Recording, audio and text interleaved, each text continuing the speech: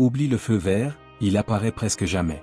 Tu es au volant sur une avenue chaotique, entouré de klaxons, de pluie battante, de visages pressés qui traversent sans regarder. Tu attends que le chaos s'apaise, que les conditions deviennent parfaites, que tout soit aligné pour avancer. Mais la vérité, c'est que ce moment n'arrivera jamais. Si tu attends, tu restes coincé dans la file. La vie est ce trafic permanent, imprévisible, bruyant, déroutant. Et la question que tu dois te poser est simple. Est-ce que tu attends encore un feu vert qui ne viendra jamais, ou est-ce que tu décides d'avancer malgré le bruit?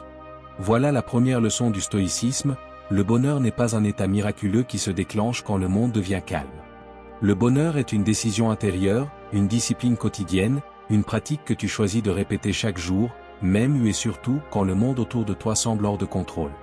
Beaucoup de gens croient que le bonheur viendra quand ils auront résolu tous leurs problèmes, quand leur compte bancaire sera plein, quand ils auront trouvé l'amour parfait, quand leurs blessures du passé seront effacées.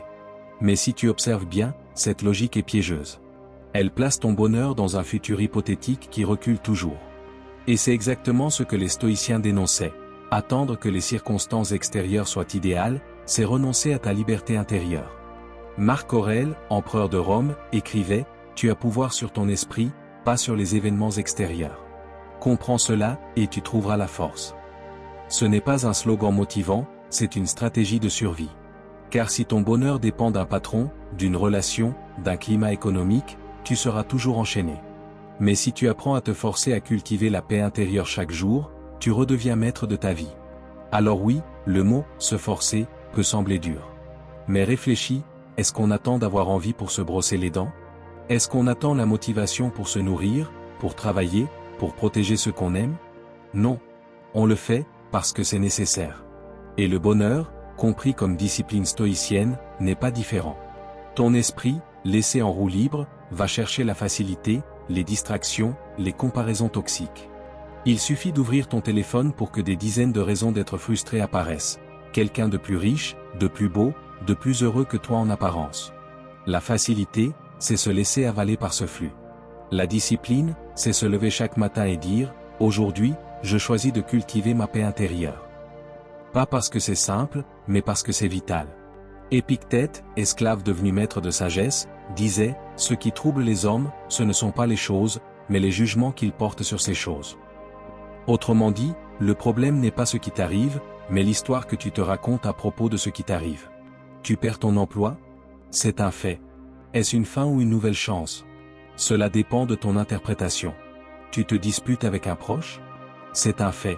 Est-ce une blessure ou une opportunité de clarifier la relation? Cela dépend encore de ton interprétation. Ce pouvoir d'interprétation, tu l'as toujours. Mais il faut t'entraîner à l'utiliser. Voilà pourquoi on parle des « esprits stoïciens », un esprit qui ne fuit pas la réalité, mais qui choisit consciemment la manière de la vivre. Et c'est là qu'intervient la science moderne.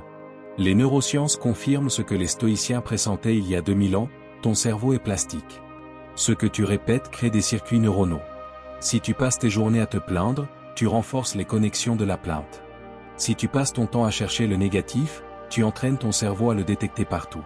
Mais l'inverse est aussi vrai. Si tu cultives la gratitude, si tu pratiques le calme, si tu entraînes ton esprit à voir l'opportunité dans la difficulté, alors ton cerveau finit par rendre ses chemins automatiques. Tu n'attends plus la motivation, parce que ton esprit est déjà entraîné à réagir autrement. Le bonheur devient une habitude. Mais attention, il ne s'agit pas de se répéter des affirmations vides devant un miroir. Le stoïcisme n'est pas du positive thinking, superficiel. Les stoïciens ne disaient pas « tout est beau, tout va bien ». Au contraire, ils regardaient la douleur, la mort, l'injustice en face. Mais ils refusaient de donner à ces réalités le pouvoir de détruire leur paix intérieure. Sénèque, exilé, spolié de ses biens, écrivait « Nous souffrons plus souvent dans notre imagination que dans la réalité ». Cette phrase est d'une lucidité incroyable. Combien de fois souffres-tu non pas à cause d'un fait, mais à cause de la projection que tu fais de ce fait? L'inquiétude du futur, les regrets du passé, les scénarios catastrophes inventés par ton esprit. Voilà pourquoi il faut se forcer au bonheur.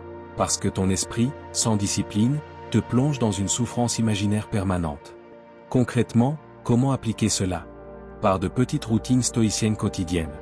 Le matin, pratique la visualisation négative. Imagine, quelques secondes, que ce que tu possèdes aujourd'hui, ton travail, ta maison, tes proches puissent disparaître. Non pas pour sombrer dans la peur, mais pour réveiller ta gratitude. Ce que tu considères comme normal est en réalité un privilège fragile. Cette prise de conscience transforme ta journée. Le soir, fais un examen de conscience. Demande-toi, que ai-je bien fait? Où ai-je échoué? Qu'est-ce que j'ai appris? Ce rituel, pratiqué par Sénèque, est une véritable thérapie quotidienne. Il transforme tes erreurs en leçons, et tes réussites en fondations solides. Dans la vie moderne, cela signifie aussi revoir ta relation aux écrans. Les stoïciens insistaient sur le contrôle de l'attention. Aujourd'hui, ton attention est l'objet de milliards dépensés en publicité et en applications conçues pour te capter. Si tu ne prends pas la discipline de protéger ton esprit, il sera colonisé par les algorithmes. Alors impose-toi des espaces de silence. Pas pour fuir le monde, mais pour redevenir maître de ton esprit. Force-toi au bonheur, cela ne veut pas dire sourire artificiellement quand tu es brisé. Cela veut dire t'imposer une discipline qui te permet, même dans la douleur, de rester maître de ton destin intérieur. Cela veut dire comprendre que la joie n'est pas un hasard, mais une construction. Cela veut dire choisir consciemment la manière dont tu traverses les tempêtes. Et peu à peu, ce qui au début ressemble à un effort devient une seconde nature. Tu n'as plus besoin de te forcer, car tu deviens celui qui choisit le bonheur comme réflexe. En conclusion, retiens ceci, le bonheur n'est pas une émotion fragile qui dépend du climat extérieur. C'est une compétence, une discipline, une habitude. Marc Aurèle avait raison, tu peux être heureux dès aujourd'hui, si tu le veux. Mais pour cela, il faut arrêter d'attendre le feu vert. Tu dois décider d'appuyer sur l'accélérateur malgré le chaos, malgré le bruit, malgré l'imprévu. Le bonheur n'attend pas demain, il se construit aujourd'hui, par chaque pensée, chaque geste, chaque choix. Force-toi au bonheur chaque jour, et tu découvriras que tu n'as jamais eu besoin d'attendre.